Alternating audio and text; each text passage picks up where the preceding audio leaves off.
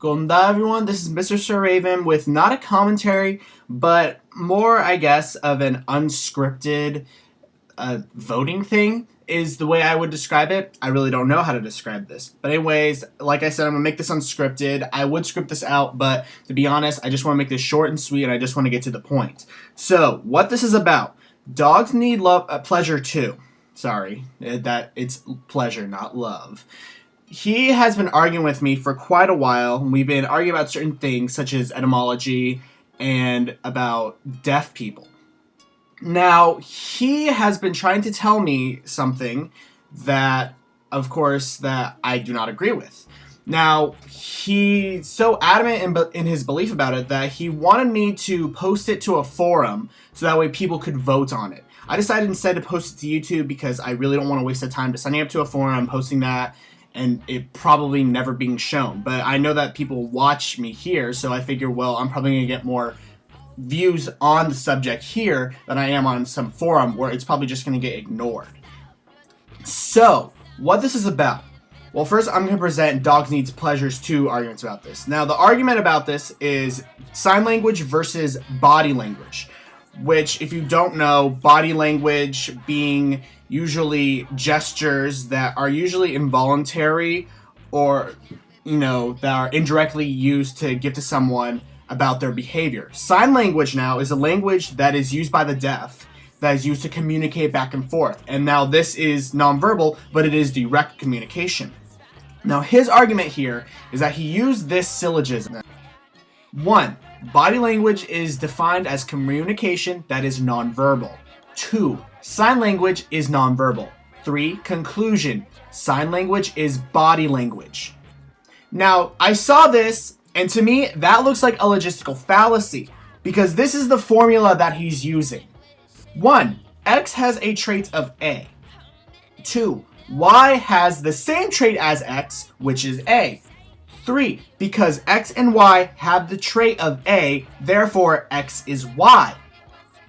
Now, using the same syllogism as he used, I wanted to try to prove to him that what he said can be considered a syllogistic fallacy. So here's my example using the same exact formula he did. I just changed the subject. So by his syllogistic logic, 1. Squares have 4 sides and 4 vertices. 2. Trapezoids have 4 sides and 4 vertices. Therefore, squares are trapezoids.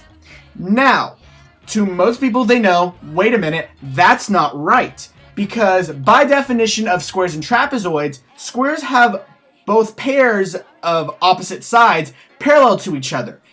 Squares will always have parallel sides to each other. Trapezoids, however, have one pair of lines that are not parallel to each other. If you were to take that pair of lines and outstretch them beyond the polygon, they would at one point intersect.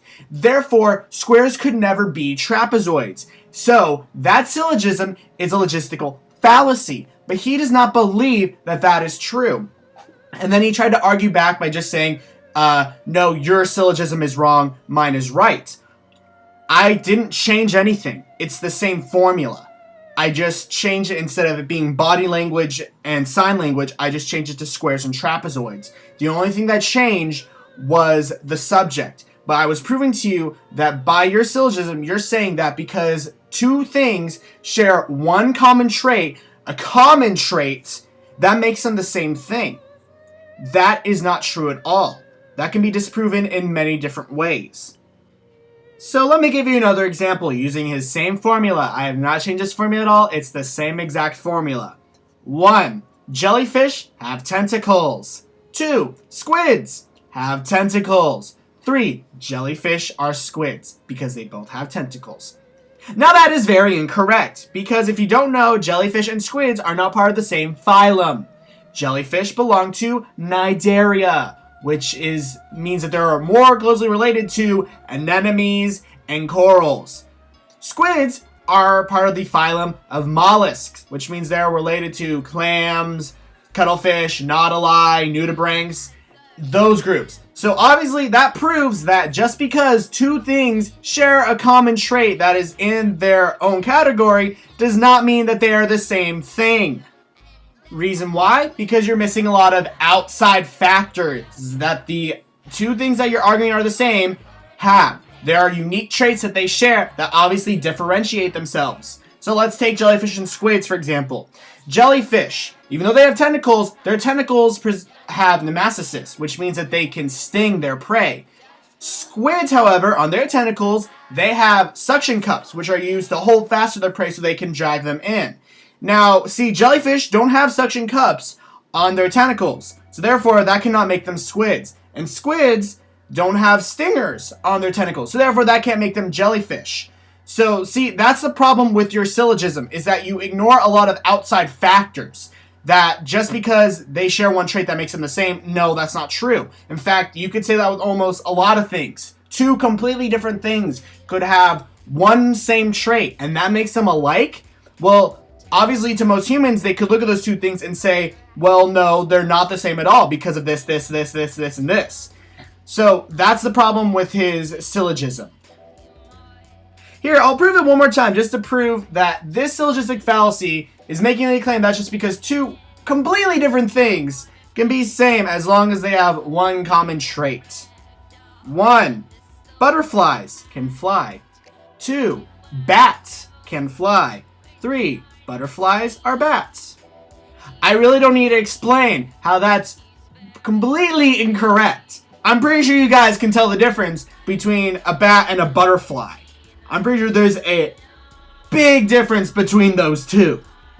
So now that I've talked about what his argument was and then tried to show my rebuttal to it, I want to say what I think about sign language versus body language. And as I've stated before, I do not believe that they are the same. Body language is indirect, nonverbal communication. Sign language, however, is nonverbal, direct communication. And the very big difference between body language and sign language is the fact that sign language is an actual language. Body language isn't, even though it has a misnomer of being called a language. Sign language is a legitimate language because it has grammar, syntax, tense, stress, accents, regional slang. That's all stuff that is found within a language.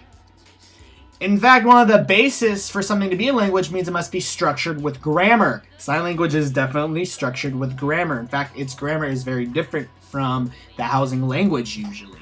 And when I say the housing language, I mean because not a lot of people realize this, but there's different kinds of sign language depending on where you live in the world. There's American Sign Language in America, and also Mexico and sometimes Canada. Then there's British Sign Language, there's Spanish Sign Language in Spain, French, German, Icelandic, Russian, Japanese, Chinese. There's completely different sign languages. In fact, sometimes sign language can differ greatly just from state to state, province to province, or even city to city sometimes. But I'm just going to use American Sign Language as a whole compared to English to show just how different the grammar is and the fact that sign language does have structured grammar. So in English, you would say, I have a doctor's appointment next week, and that's fine. But in sign language, you would say, next week, doctor's appointment I have. I have to say it out loud because I can't really sign it. But as you can see, there is a completely different structure, and this structure is always the same. Time always goes to the beginning. Adjectives are described after nouns, which is similar to how Spanish, French, and Portuguese work. You have the topic before you describe what's happening to it. See, it is very structured, and it doesn't change. So then after trying to prove to him that sign language is not body language with my points, he wanted me to post this up to a deaf-mute forum to get the reaction from the deaf-mute community as to who is right and who is wrong. Small bit of a tangent though there, it's not deaf-mute, it's deaf. Saying deaf-mute is archaic, and also it's offensive because it's implying that all deaf people can't speak. A lot of deaf people can speak, it's just hard for them to articulate words, so they choose to do sign language because it's a lot easier for them to do.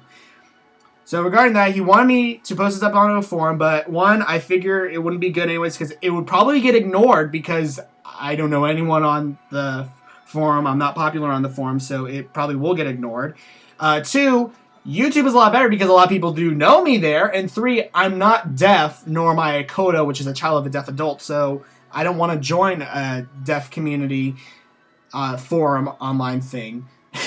because I just don't feel like that it's right.